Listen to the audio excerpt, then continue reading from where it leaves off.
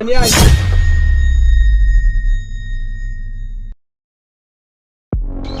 বসা আমাদের বসা।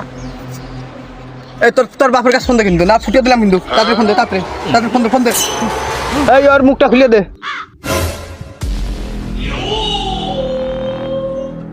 ভাই আমার বাপের কাছে ফোন দিয়ে লাভ নাই ভাই, আর বাপ টাকা দিবি না। কি করে